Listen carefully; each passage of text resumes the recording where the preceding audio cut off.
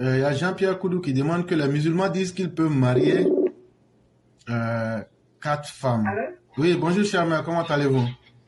quand j'ai lu et puis j'ai riais quand tu m'appelais là. Ça, Ok, oui, oui. Effectivement, à cette c'est question, arrivé. cher mère, Oui. si je dis par exemple, il t'est permis de manger 5 fois par jour, Mhm.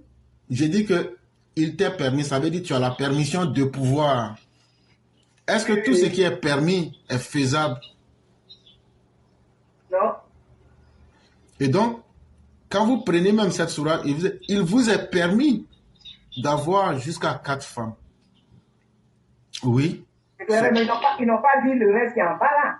Non, non, non. Mais justement, c'est à cela que j'en venais. Mais moi, je ne vais pas à ça parce que tout le monde peut comprendre ça. Mais quand on dit qu'il t'est permis de manger 4 fois, toi-même, si tu n'as pas, je veux dire par exemple, envie de manger 4 fois, est-ce que tu es obligé de manger 4 fois?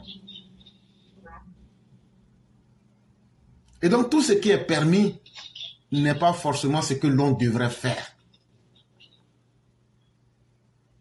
Et l'islam même vient rappeler que vous êtes la religion de la juste mesure. C'est-à-dire que même si on vous permet des choses, n'exagérez pas. C'est pourquoi vous êtes la religion de la juste mesure. C'est une ouverture de possibilités.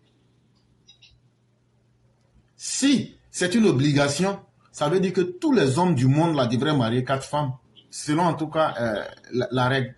Or, ce n'est pas une imposition, c'est simplement une permission. C'est une possibilité qui est ouverte. Mais plus loin, quand vous rentrez même dans le verset, on vous demande d'être équitable et d'être juste. Tous ceux qui marient 4 femmes là, il y a combien parmi eux qui sont justes? Il y a combien parmi eux qui sont équitables? Mais ça, c'est seulement ce qui est écrit que l'on peut voir quand on rentre dans la jurisprudence islamique.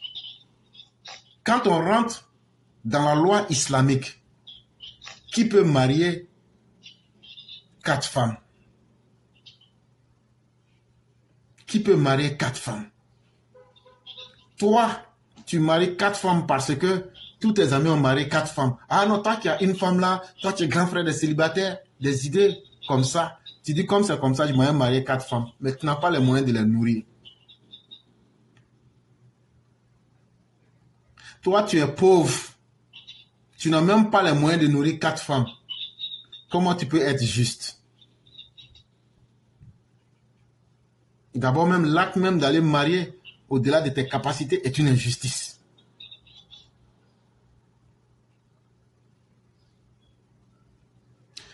Toi, tu as marié 4 femmes. On dit d'être juste et équitable. Et comme je le disais, donnez-moi une seule personne qui peut être aussi juste que Dieu. Ça n'existe pas. C'est vrai, on me dira, mais on fera des efforts et autres. Mais de la même manière que tu n'as pas accepté que la possibilité qui t'a été ouverte là, tu n'as pas voulu voir le côté qui te dit qu'il faut être dans la juste mesure là. C'est comme ça aussi qu'on va t'imposer aussi l'obligation. Maintenant, laissons tout ça. Dans nos familles où les gens marient 4 femmes là, regardez même la structure de ces familles là. Est-ce que c'est le bonheur qui règne là-bas ou bien c'est le désordre qui règne là-bas? Ça, ce n'est même plus une question de religion. En tout cas, je parle de notre Afrique. Les enfants deviennent les ennemis des uns des autres. Chaque femme monte son enfant. Le père lui-même devient un ballon. Maintenant, allons dans l'histoire. Parce que chaque verset, quand il descend, il y a une raison. Le verset est descendu à quel moment? Est-ce que c'est descendu à la Mecque ou bien c'est descendu à Médine? Allez faire vos recherches, vous allez découvrir. Quand tu es un leader d'opinion et que des gens se battent pour toi, tu as un devoir de responsabilité vis-à-vis de ces personnes-là. Et là, moi, je suis en train de vous parler maintenant du contexte. Figurez-vous que je vous disais ici que même dans l'opposition, le président Ouattara payait certains des cadres du RHDP. Ce n'était pas parce qu'il est payé par plaisir. Mais quand des gens se donnent corps et âme dans ton combat là, tu as aussi une obligation vis-à-vis de ces personnes. Le contexte islamique qui a favorisé la polygamie, c'était que des gens se sont battus pour le prophète. Ils ont perdu leur vie. Ça étonne beaucoup. Ah, mais pourquoi l'islam est polygame? Bon, laissons ça. Entre quelqu'un qui marie une femme, qui protège ses droits dans la polygamie, en tout cas ne serait-ce qu'officiellement, et une femme qui est chisa, entre les deux là, qui est mieux? Je crois que le bon sens voudrait que si le mariage a été fait et validé par la société, même si vous êtes deuxième, troisième, quatrième femme, cela est mieux que d'être quatrième, cinquième, sixième ou même deuxième bureau non officiellement. Ça quand même les détracteurs de la polygamie doivent le reconnaître. En plus de cela, les gens veulent critiquer que non, mais la polygamie, c'est pas une bonne chose. Mais en même temps, ils disent qu'ils sont religieux. C'est qu'ils oublient. Presque tous les prophètes ont été des polygames. Faut pas parler dans l'absolu, mais presque tous les prophètes ont été des polygames. Et donc, ce n'est pas une nouveauté. Mais au-delà, rentrons dans le contexte historique de l'islam. Voilà une société arabe au 7e siècle. Des gens rentrent dans une nouvelle foi. Chers mères, vous voyez même le mot kafr. Il est mal interprété aujourd'hui par les musulmans d'aujourd'hui. Kafr ne veut pas dire mécréant. Kafr signifie celui qui ne veut pas coopérer. Et c'est pourquoi l'islam dit la kum din kum waliyadin. Chacun peut décider de ce qu'il veut. Si tu veux coopérer et accepter la nouvelle idéologie, tu rentres dedans. Si tu ne veux pas coopérer, tu restes dans ce que tu es. Mais c'est avec le temps qu'on a pris, quand on dit quelqu'un un kafr, on dit c'est un mécréant. Non, kafr ne veut pas dire que tu ne crois pas en Dieu. Ça veut dire que tu n'as pas accepté de coopérer à accepter la nouvelle foi. C'est ce que ça veut dire en tout cas. Dans ce contexte-là, il y a des gens qui ont combattu l'islam. Et vous connaissez les différentes batailles que le prophète a menées. Et il y a des femmes qui restent veuves avec des enfants. Mais en tant que leader, tu as l'obligation sur toi de trouver une réponse à la question. Et donc, voilà aussi une des explications qui ouvre la porte à la polygamie jusqu'à 4 en ce moment-là. En ce moment-là. Mais encore, il fallait avoir les moyens de le faire. Et en plus, il fallait être équitable. Et donc, vous voyez que c'est un enchaînement de conditions. Quand une fois que tu rentres dedans, c'est un enchaînement de conditions qui s'impose à toi. Mais ce n'est pas une obligation, c'est simplement une possibilité. Et d'autres vont plus loin. J'ai même vu des gens dire, mais le prophète, il a marié une enfant de 9 ans. Je profite là encore pour dire que non, ne nous trompons pas. Le prophète de l'islam n'a jamais marié une enfant de 9 ans. Mais il faut qu'on soit très clair dans ce que je suis en train de dire. Ce que ta société accepte et valide, c'est la vérité de votre société. Mais ce qui trompe beaucoup de personnes, même nous les Africains, nous faisions ça avant. Quand un enfant naît là, le jour même de ses baptêmes là, il y a quelqu'un qui vient et dit, j'ai attaché corde sur son pied. Chère maman, est-ce que vous n'avez jamais entendu parler de ça? Oui. Voilà. Mais est-ce que ça veut dire que attacher corde là, ça veut dire quoi? Ça veut dire, si l'enfant grandit là, il va devenir soit ma femme, ou il va devenir la femme d'un de mes enfants. Même nous les Africains, nous faisions ça. Donc là, ce ne sont pas des Occidentaux qui mariaient leurs propres sœurs qui vont venir nous dire que eux, ils sont mieux que nous. Quand on prend le taux des personnes qui ont des problèmes congénitaux, comment on appelle ça même là, j'oublie, ou quand ça fait là, il y a un problème avec le sang là, j'oublie la maladie là, c'est chez les Occidentaux.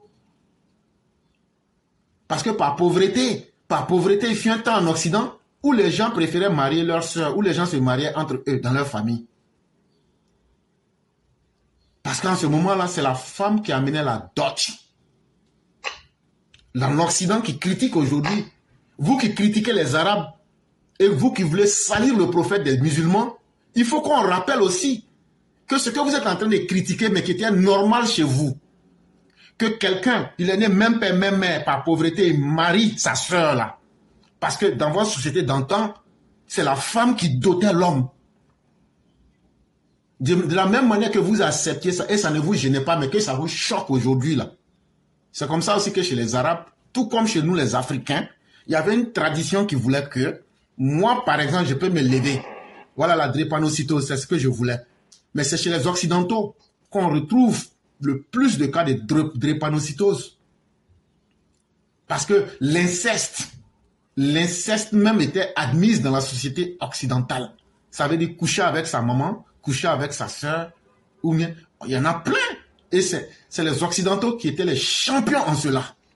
Et c'est pourquoi on retrouvait cette maladie-là beaucoup parmi eux. Sinon, comment eux, ils ont fait pour savoir que la drépanocytose est mauvaise? Mais la drépanocytose vient de quoi? C'est quand les mêmes membres d'une même famille couchent ensemble. Ce que je dis, ça peut choquer, mais c'est des vérités qu'il faut dire. C'est ça qui fait qu'on a la drépanocytose. C'est la cause en tout cas. Par contre, entre ce que je viens de dire de la société occidentale, qu'eux, ils ont accepté pendant un certain temps, et aujourd'hui même qu'eux-mêmes, ils ont honte de dire cela, je trouve qu'au lieu de chercher à stigmatiser une autre société qui avait sa vision du monde, et ne pas chercher à comprendre et ajouter à cela la mauvaise foi pour juger un prophète, qui est le prophète de l'islam, j'ai dit d'abord que les meilleurs ennemis du prophète de l'islam se trouvaient parmi son peuple. Et ça, c'est une règle divine. Chaque fois que Dieu fait sortir un prophète, ses pires ennemis doivent sortir de son propre peuple. Et ce n'est pas Abu Lahab qui n'aurait pas critiqué ce fait-là. Ce ne sont pas les mécréants de la Mecque qui n'auraient pas critiqué ce fait-là. En fait, chez nous, Africains, comme chez les Arabes, un enfant peut naître aujourd'hui. Moi, je peux aller assister au baptême de l'enfant. Ah, c'est une fille. Bon, ok, c'est bien. Bon, moi, j'attache corde sur son pied. Ça veut dire, quand elle va grandir là, mais si elle grandit, que moi, je suis potentiellement actif sexuellement, si mon intention, c'est de la marier, qu'est-ce qui prouve que je ne peux pas la marier? C'est un exemple que je prends. Mais tu es vieux. Est-ce qu'il y a des femmes même qui aiment les vieux? On est en train de parler d'un sujet qui est sensible, mais il faut dire les choses. Il y a des femmes là, elles sont jeunes, hein, mais c'est les vieux, elles aiment. Comme il y a des hommes là, ils sont jeunes, mais c'est les vieux, ils aiment. Ce n'est pas mauvais. Ce n'est pas mauvais. Parce que c'est ce que je disais. La possibilité qui est ouverte là, il y a beaucoup de domaines dedans. Maintenant, mon intention peut être que, si moi-même je n'arrive pas à vivre que je meurs là, comme j'ai attaché corde là, dans notre tradition là, on va dire, ah, ton papa qui est mort là, éclaireur là, ah, il avait attaché corde sur son pied. Il n'a pas un fils là-bas. Si j'ai un fils là-bas qui est intéressé là, lui il peut enchaîner. C'est comme ça aussi que les Arabes fonctionnaient. Et ce qui s'est passé, c'est que le prophète a demandé la main de la dame quand elle était à 9 ans. Ça, c'est vrai. Mais ce que vous oubliez là, comme vous étiez une société de pédophiles, vous pensez que tout le monde fonctionne avec la mentalité de pédophilie, les Occidentaux. Comme vous étiez une société de faiseurs d'inceste, vous pensez que tout le monde fonctionnait comme ça. Mais ce que vous oubliez, c'est que dans ces sociétés africaines ou dans ces sociétés arabes de cette époque-là, malgré qu'on dit qu'ils étaient mécréants, malgré qu'on dise qu'ils ne croyaient pas en Dieu, là, ils avaient des règles qu'ils ne violaient pas. L'honneur. Est-ce que quelqu'un peut proclamer l'honneur plus qu'un homme du désert ou bien un Africain? Mais les tribus même disaient, c'était à cause de leur honneur qu'ils se battaient. Leur honneur. Leur honneur. Il y a des choses qu'ils ne faisaient pas. Quand, comme on le dit, il a mis corde là. Ça veut dire quand l'enfant va devenir une femme et qu'elle sera sexuellement active là, on va célébrer le mariage et puis il va coucher avec elle. Comme vous voulez qu'on dise les choses propres. C'est comme ça s'est passé. Sinon, ça ne veut pas dire que dès qu'il a dit j'ai attaché corde là, il allait coucher avec elle. Non. Ça s'appelle la pédophilie. Comme vous, occidentaux, vous fonctionnez comme ça. Même les cas de pédophilie, c'est en Occident. qu'on le retrouve le plus, même si c'est répandu aujourd'hui. Donc, on ne prend pas son modèle de société pour juger un autre. Mais on regarde d'abord et on essaye de comprendre le fonctionnement d'une société avant de porter un jugement. La société arabe, si ce que le prophète des musulmans avait fait était hors des normes, les mécréants de la Mecque auraient dit, vous voyez, voilà celui-là qui dit que Dieu lui parle, etc. Regardez ce qu'il est en train de faire. Or, même ces personnes-là disent que ce monsieur-là, c'est quelqu'un qu'on a connu ici comme étant quelqu'un de digne de confiance. Amen. Est-ce que quelqu'un qui est digne de confiance peut être un pédophile? Est-ce que quelqu'un qui est digne de confiance peut violer les normes de sa propre société? Donc vous voyez que les arguments que je mets viennent casser d'abord la mauvaise foi que vous aviez voulu prendre pour peindre le prophète des musulmans. Ce n'est pas juste. C'est comme aussi souffrir que je vous dise que Jésus, fils de Marie, s'est marié et il a eu des enfants. Je parle du vrai Jésus. Lui qui est venu chez nous, en Afrique, en Égypte ici, et puis on lui a enseigné la connaissance des frères esséniens. C'est de ce Jésus-là que nous on vous parle. Moi, je ne vous parle pas des Jésus de la Bible.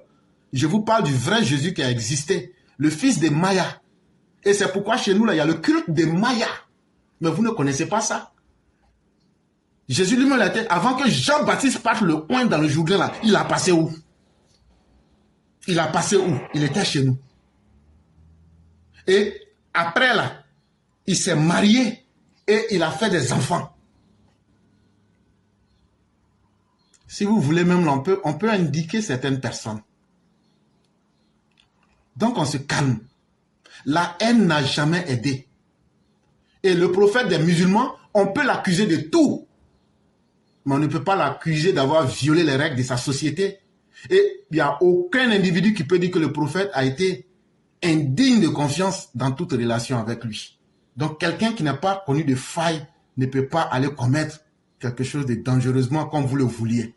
Et ça, quand même, il ne faudrait pas coller cette étiquette-là au prophète des musulmans. C'est de l'injustice et c'est un acte ignoble. Comme je l'ai dit, la société arabe et africaine fonctionnait sous le même modèle.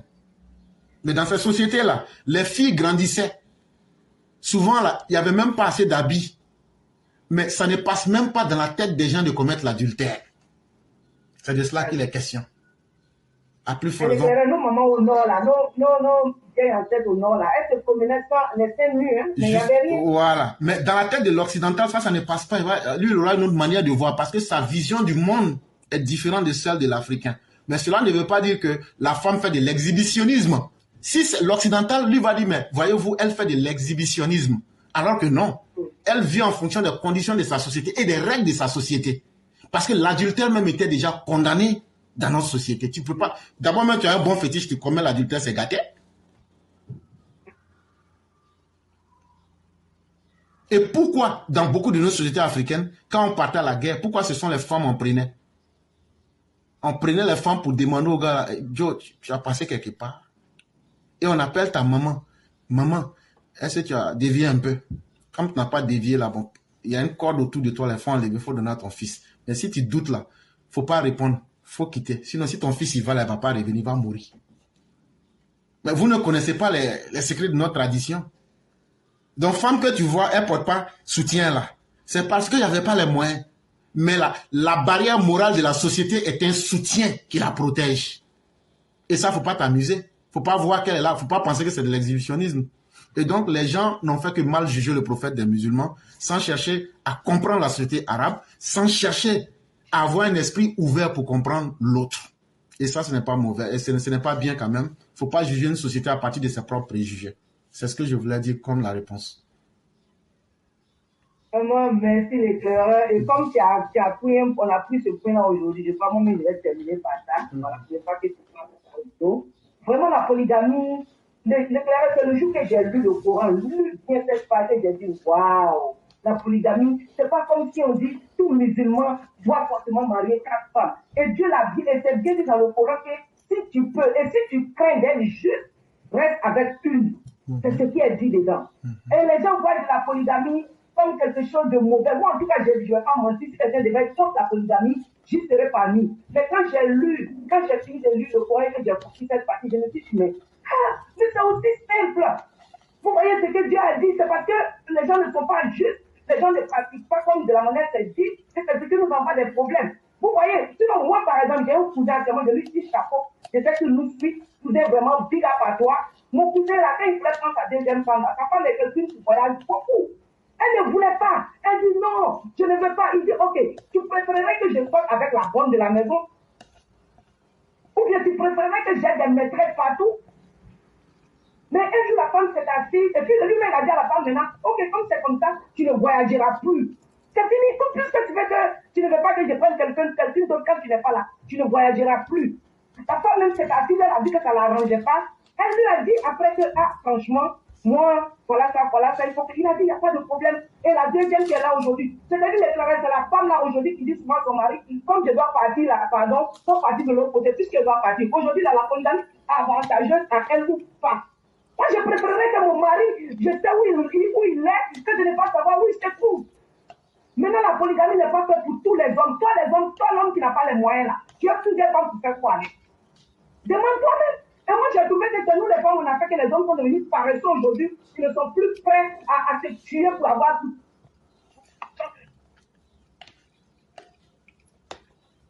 Un homme qui veut être polygame, quand tu sais que tu n'as pas les moyens d'être polygame, là, tu vas devenir polygame pour toi. Ça, ça te prend des péchés. Parce que Dieu a dit que tu rendras compte de ce que tu as fait dans ta famille. Tu rendras compte demain. Et les gens qui pratiquent tellement mal la polygamie, c'est eux-là qui font que les femmes se braquent aujourd'hui. Les femmes aujourd'hui même disent, j'ai tellement mal que j'entends des femmes dire, je préfère que mon mari ait une maîtresse qu'une femme. J'ai dit, waouh, ça tu veux que ton mari rentre à l'enfer, vous allez tous aller à l'enfer. Parce que ton mari a des maîtresses, c'est pas reconnu par Dieu lui-même. Maintenant, tu préfères que ton mari ait des maîtresses d'avoir une femme, ça veut dire que tu es prêt que ton mari rentre à l'enfer. En tout cas, les femmes, excusez-moi, mais moi j'enseigne mes filles, mais mon entourage sait que moi là, je n'ai rien contre ça. Il faut enseigner la polygamie aux gens, il faut enseigner la polygamie, il faut une école d'enseignement de polygamie pour que nos hommes et nos femmes puissent savoir sur quelle ligne se marcher. Parce que cette histoire de se battre enfant de l'autre, être contre l'enfant de l'autre, tout ça, c'est n'importe quoi. Car demain, on va tous rendre compte à Dieu. Vraiment déclarant, je ne vais pas te mettre en retard, on a assez causé. Donc, je vais te laisser là et Inch'Allah, demain, il y a que politique. Okay. Merci beaucoup. Maintenant, j'allais vous poser une question, si vous me permettez. Ok. Par exemple, on dit un homme doit avoir les moyens de pouvoir marier 4 femmes, c'est ça? Oui. Selon vous, c'est de quels moyens on parle? Moyens financiers, c'est-à-dire, quand on dit les moyens, c'est-à-dire d'abord, sexuellement, il doit être apte. Et puis de 2, il doit avoir les moyens financiers pour pouvoir les nourrir et pouvoir leur donner un toit à dormir. Effectivement. Donc, il y a les moyens financiers qui sont là. Effectivement, c'est sur ce premier. Avant les moyens financiers vient le moyen sexuel. Oui. Chers parents, on est sur une plateforme libre et on pense et on dit ce qu'on pense, mais c'est simplement dans la vérité pour éduquer les masses. Chers mères, voyez-vous, vous allez nous expliquer, chers parents, mais c'est des éducations que nous donnons.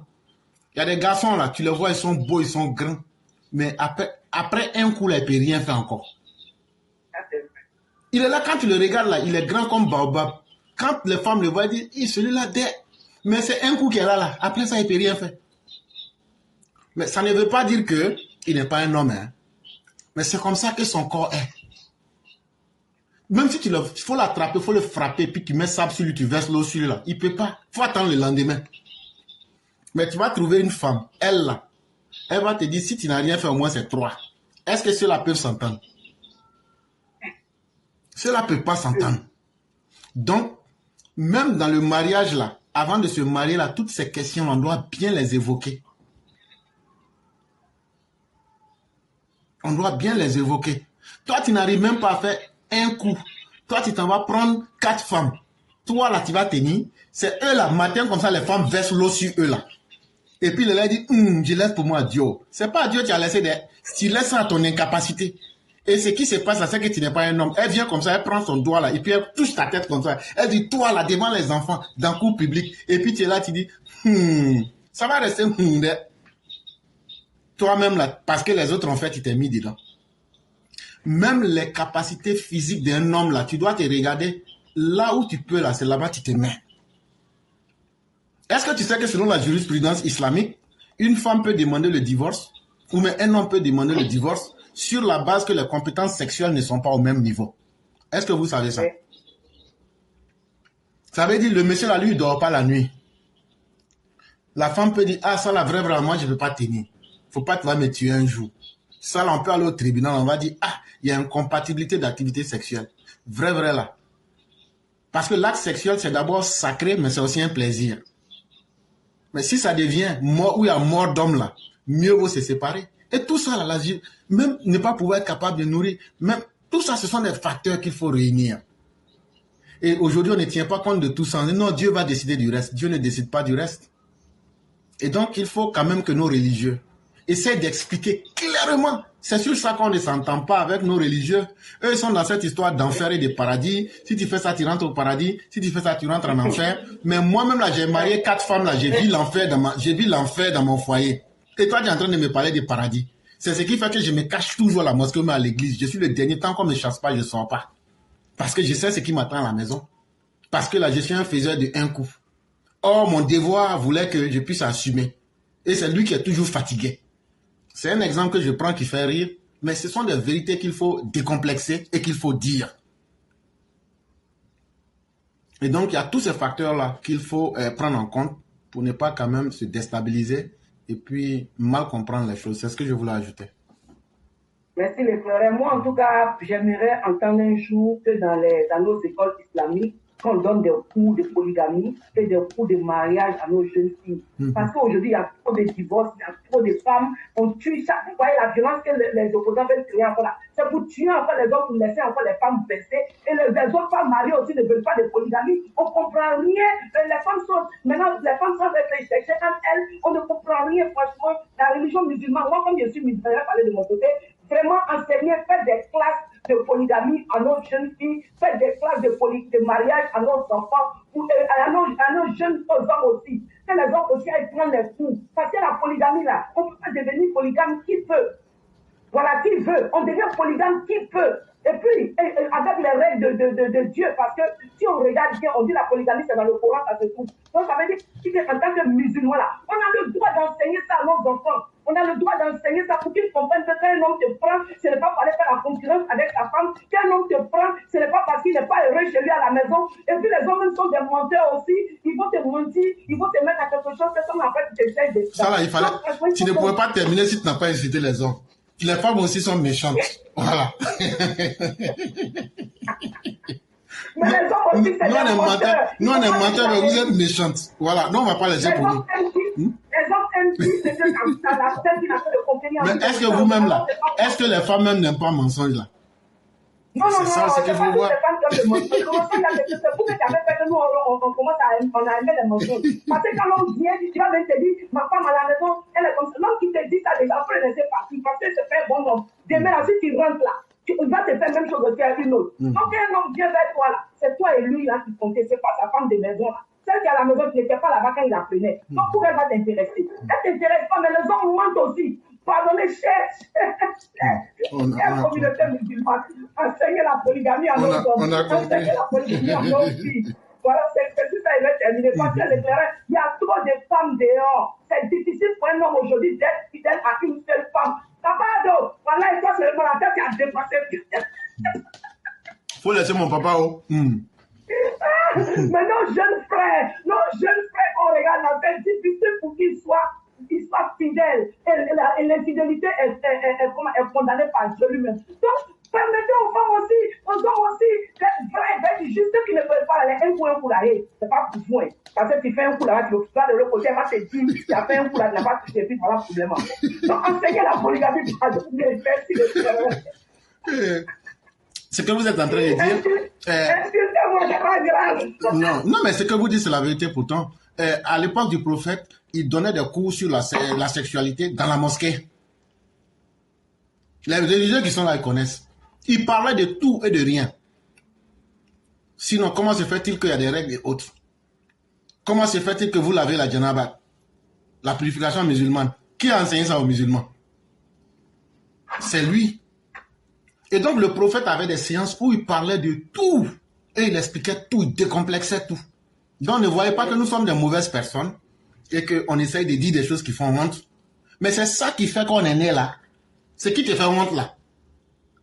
Et puis on ferme porte là. C'est ça qui a fait que tout le monde en est 8 milliards là. À un moment là, il faut qu'on parle pour éduquer les masses. Et ce que vous dites, ce n'est pas un sujet honteux, ce n'est pas un sujet sur lequel il faut se complexer. Et tant qu'il aura des oreilles pour entendre nos mensonges, nous, on sera prêts à mentir, à mentir, à mentir jusqu'à ce que le monde devienne un endroit meilleur. Voilà pourquoi on ne vous rend pas heureux, parce que quand vous nous mentez là, par exemple, tu me demandes que ta femme est comme ça, je rentre et puis... Non mais, quand tu dis la vérité là, il est là même là, il dit, il est sec, il est dur, on dirait un homme préhistorique. Un garçon qui est direct, oh non, lui c'est un homme préhistorique, il est trop dur.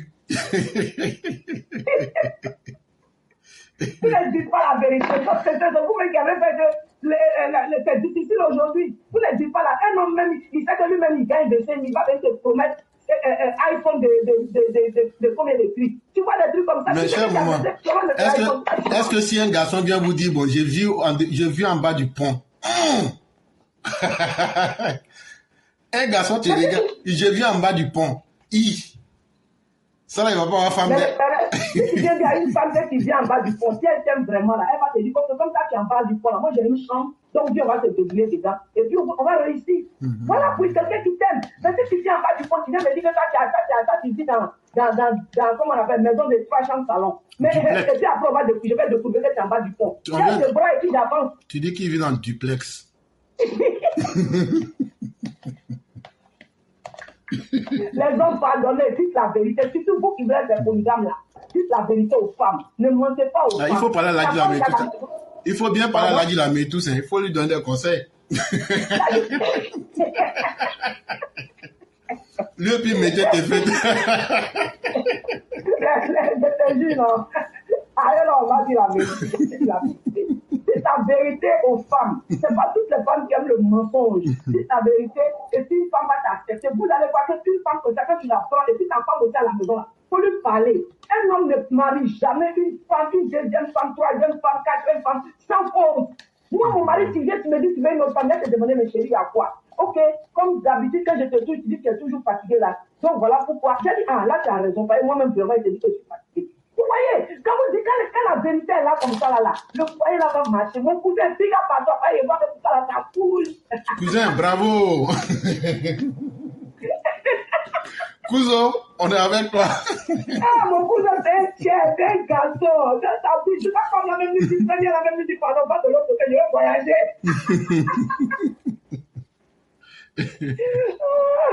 Vraiment que Dieu nous garde, que Dieu nous donne la bonne compréhension de la vie, de l'accomplir qu'on fasse. C'est simple. Personne ne peut prendre la place de quelqu'un, personne ne peut prendre le poids de quelqu'un. Quand Dieu te donne, il t'a donné. Donc franchement, vraiment que Dieu nous garde, que Dieu nous protège. Merci l'éclaireur. Et tu as vu, comme quand j'ai dit que les femmes sont méchantes là, regarde, j'ai dit j'ai vu en bas du pont, mais Fiona Soye me dit que Bakongo arrive derrière moi, elle va venir me chasser.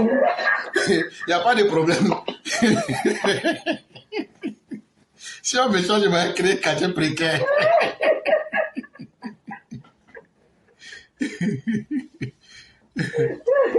Même que là, tu as raison, Bakongo arrive derrière là-bas dans son bas du pont là. Vraiment, merci beaucoup, chère mère. Merci à tous. Et Dieu merci, on a terminé avec une note qui a fait rire tout le monde. Et c'est ça, la plateforme de la joie, la plateforme aussi, qui aborde tous les sujets sans complexe. C'est vrai que certains, ça fait honte. Et on se dit, mais comment tu es avec nos mamans, puis vous faites ça. Ce sont des émissions pour éduquer, pour que vous évitez. On ne peut pas vivre toutes les expériences soi-même. Mais c'est que les autres ont vécu là. Quand ils viennent partager avec toi, ça te permet d'éviter des erreurs de la vie. C'est pourquoi souvent là, vous voyez que nos émissions peuvent partir de la politique pour revenir dans la religion, pour passer dans la science, pour rentrer dans l'astrophysique, pour rentrer dans la spiritualité. Mais toi qui nous écoutes là, trouve quelque chose pour rendre ta vie meilleure et pour ne pas dépendre de quelqu'un. Libère ton esprit, décomplexe-toi, va vers le savoir, va vers ce qui peut t'arranger. C'est pourquoi nous faisons ces émissions-là. Et vraiment, merci à tous ceux qui l'animent. Désolé encore une fois pour ceux qui n'ont pas pu prendre la parole aujourd'hui. Demain, ça sera un autre jour. Et on pourra vous donner la parole autant que vous le souhaiteriez. Donc, chers amis, on va vous laisser faire la conclusion. Ok, vraiment merci à toi, l'éclaireur. Merci à tous ceux qui nous ont suivis. Je suis désolé aussi, j'ai touché certaines personnes parce que voilà, après, je ne suis pas fini de autre chose. C'est un autre level. Voilà. Donc, pardonnez-moi. Mais il faut qu'on se dise la vérité. Franchement, la communauté musulmane, j'aimerais que vraiment on entende un jour que vous... Quand les Wahhabia vont t'attraper là, tu vas expliquer. C'est comme éclaireur dans la main des probagos.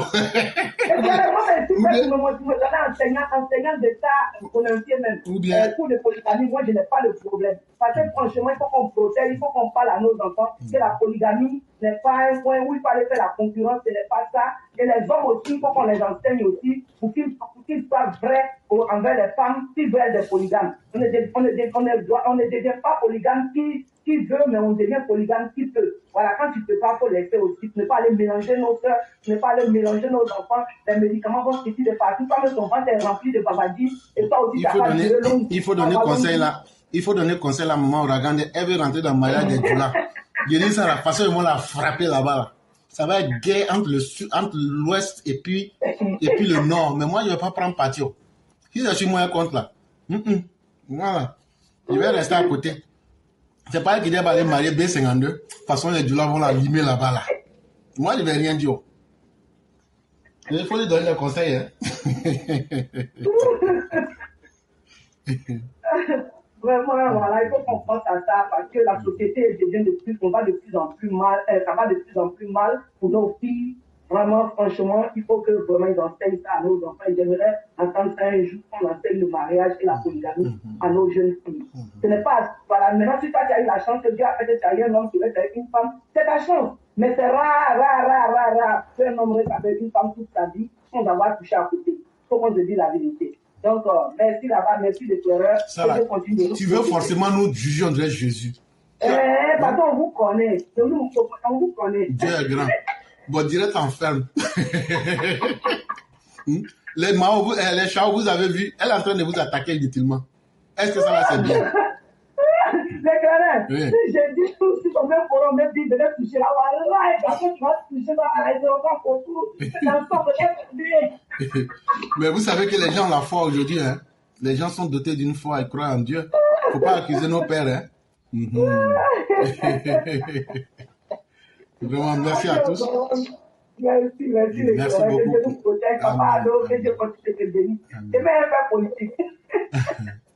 Donc, on va dire merci à tous. Demain, ça sera un autre jour. Et que la grâce divine demeure en nous. Merci beaucoup. Merci à tous. Merci beaucoup.